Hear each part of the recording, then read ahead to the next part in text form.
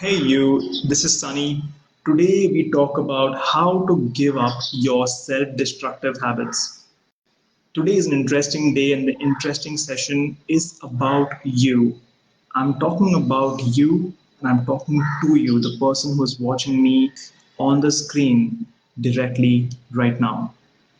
The question is, how can you get over your self-destructive habits? How can you change them?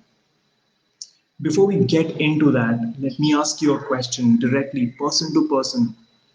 Are there things in your life, are there secrets in your life that you're afraid someone else will find out about you? Most people walk around with the same secrets or the same manner of secrets, so to speak. We are so afraid to open up, to talk about these things, that we don't even share it with people whom we are living with, our family members, it could be our partners or spouses.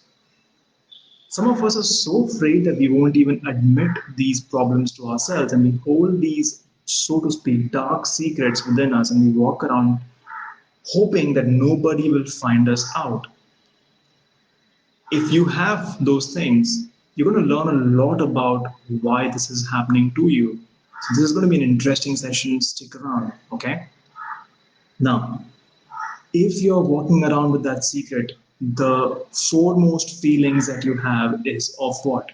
Guilt, shame, fear, anger. These are the four less than positive emotions that you continue to feel because of what you're holding inside of you. Okay. Now, where does this begin? It is linked to some things that have happened a long time ago. Okay, it could be because of two reasons. One is because some things were done to you. Okay, it could be anything from a verbal trauma to physical violence to abuse, physical, sexual, different natures. If you've been through any of that, then the recurring feeling that you may experience is shame, fear, anger, and in a strange way, even guilt sometimes. Now, it could be some things that you may have done to somebody else of the same nature. And if that's the case, then you may experience anger mostly towards yourself. You may experience guilt. You may experience shame and fear as well, that you will be caught, that someone will find you out. Now, you may be someone who may have had both, some things done to you and some things were done by you. And all of this is creating this strange secret in your mind. You're afraid, and then the feelings that keep revolving all the time is guilt, shame, anger, and fear. Now, put these things together, and I like to call them your shadow. Deny it as much as you want, but all of us have shadows. There is no shame in saying it. You can deny that there is no sky, no sun, no stars, and you can bury your head in the sand. That does not take away the sky, the stars, the suns, and the moon. They are still there. You can deny all you like about your shadow. Everybody's got them. The funny thing is, everybody is so afraid that their shadow will come out, people will find out. But the funny thing is that everybody is busy being afraid and no one is coming out and talking about it. Let me give you an example to explain the shadow and what is happening in your life right now. You could talk about malware on your computer. It's like a malware.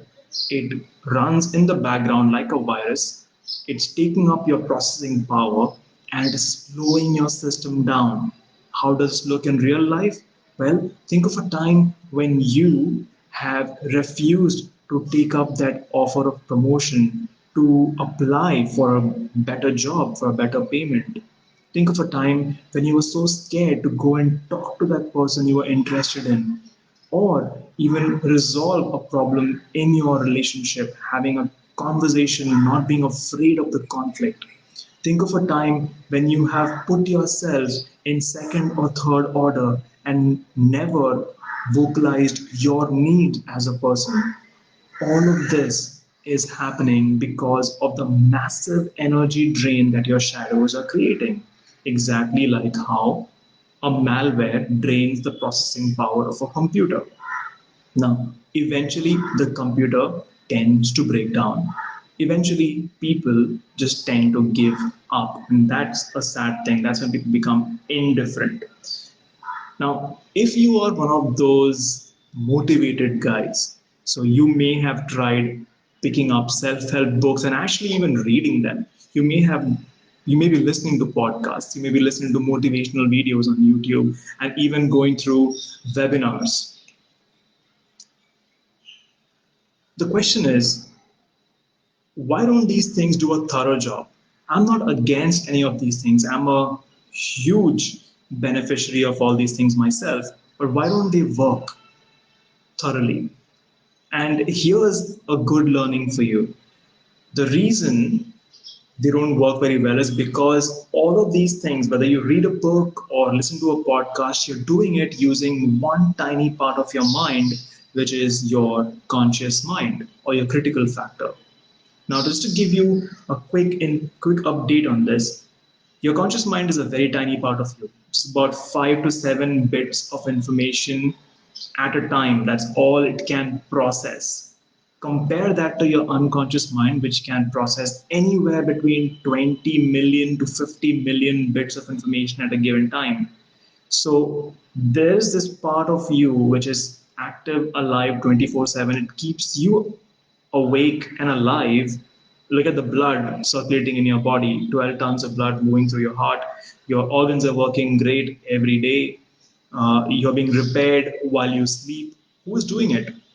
Not one conscious thought is given to it, and it is done perfectly by your unconscious mind every single day. So you are using a very tiny part of your mind to understand, to change your life, whereas the real treasure is behind in the background. So why doesn't it work? Because it is the conscious mind which blocks the learning from going into your unconscious mind.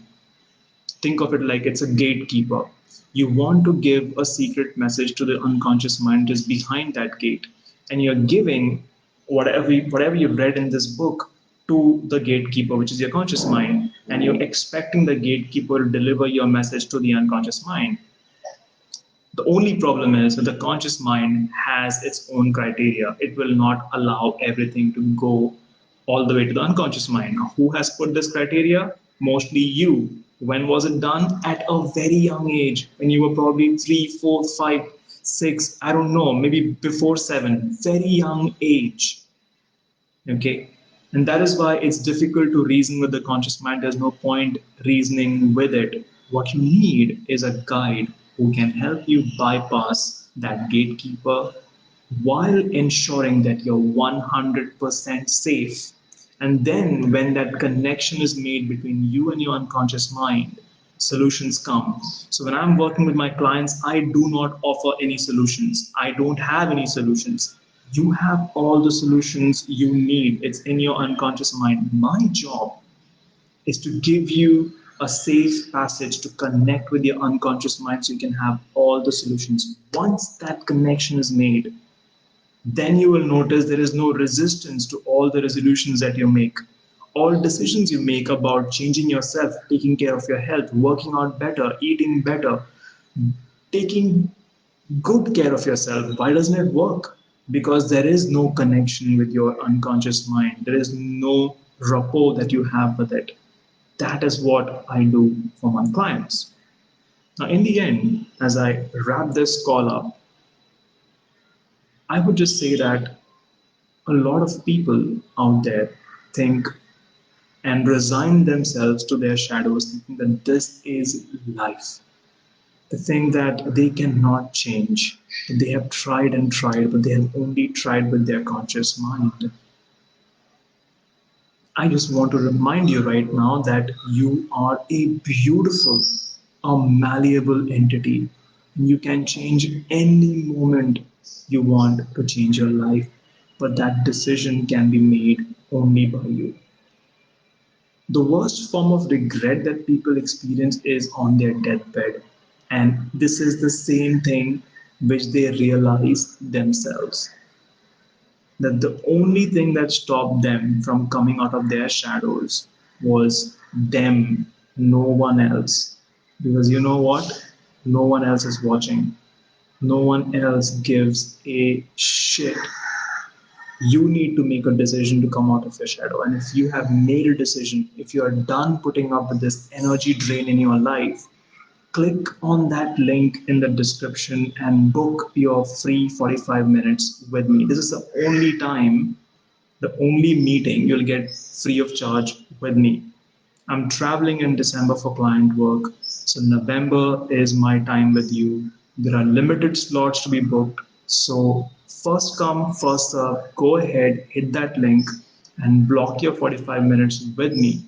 You can explore together with me what your shadows are. And yeah, one last thing I want to say, I should have said this earlier, but when you're working with someone like me, you must know that you do not have to reveal your secrets to me. You do not have to even go back and remember your own memories in a way that causes you trauma, pain, and fear and anger, but it is done in such a way that you can let go.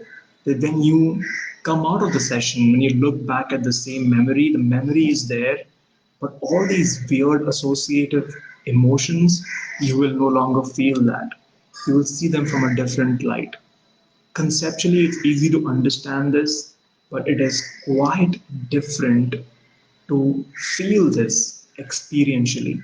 And that's what I want to offer you. Thank you so much for being with me. Share this with someone whom you know is struggling with this area. Help them out, guys. Reach out to them and let them know that there is enough help to change, and it does not need to take years and months and weeks. It can be done in a few days. Thanks so much for being with me. Have a great day ahead. Take care.